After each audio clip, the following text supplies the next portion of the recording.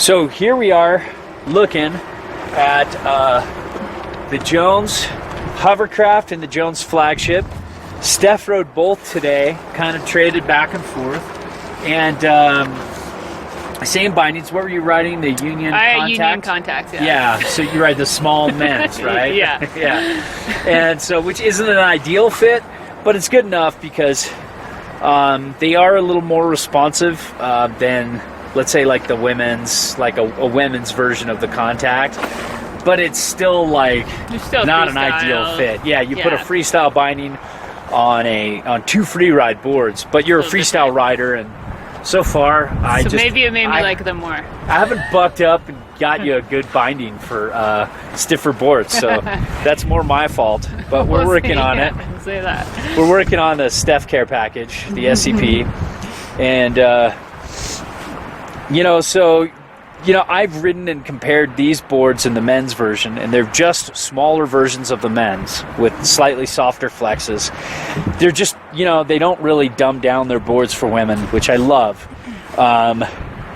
Both these boards have the same characteristics as the men. And, the Hovercraft is definitely more of a powder board first, but it's a great groomer board second. And this is kind of an equal groomer powder board. It's got that more like, it's less directional.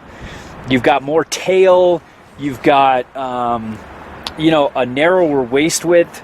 So it gives you kind of more of that kind of do anything, go anywhere. Yeah. Like this is probably better like making skidded or really, like gnarly turns in steep terrain, and making quick adjustments at slower speeds in tight situations, where this is better just sitting on top of the snow and like carving groomers. It's a floater. All of Jones' boards seem to have a minimal side cut and really all like to straight line, kind of like Jeremy does.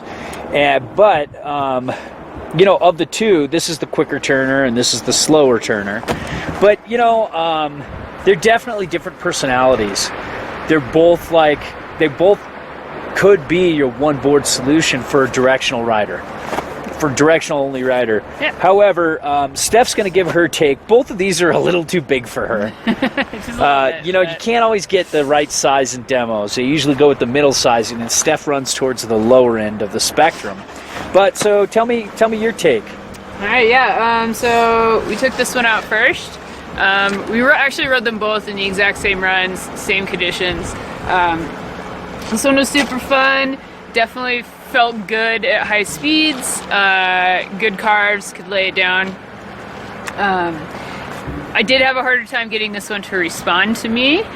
This one I liked because it was flexier, and I felt, for some reason, this one felt a little bit lighter underfoot and maneuverable in certain situations where this one didn't, to me. Huh, interesting. Yeah, I don't know. I was just, I just think but I mean, they're both very similar boards. Not like giant differences besides the fact that this one doesn't have the tail. And it's a little bit longer of a nose than this one has. But yeah, I think overall, like, I would have gone for the all mountain. If I was looking for a directional board to ride all day, I would go with the Hovercraft. Really? Yeah, I would. You like that better, huh? I liked it a lot. I mean, it's the first kind of, super directional that I've ridden, but I liked the way both of them moved underfoot when you went into the turn, with the longer nose and like pushing it through. I thought it felt awesome, but I don't know, the Hovercraft just felt better to me. It spoke to me more, even though I can't ride Switch. Yeah, you can a little bit. You could get away with it on this one a little bit, but yeah. Well, that's interesting. And I'm glad that's your experience because it's different than mine. Like, I always felt like this was the quicker turner and the kind of the easier all-around board to ride. But this had, like, it's such a fun, like, big board in a little height, like, voluminous board in a smaller height. And it had its own unique feel. It was more like, I had more fun. I actually do. I'm like you. I have more fun carving on the Hovercraft than I do on the Flagship. Yeah, I did. Which is funny.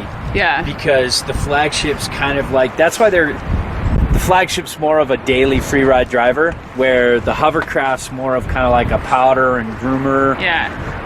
Kind of only, you know.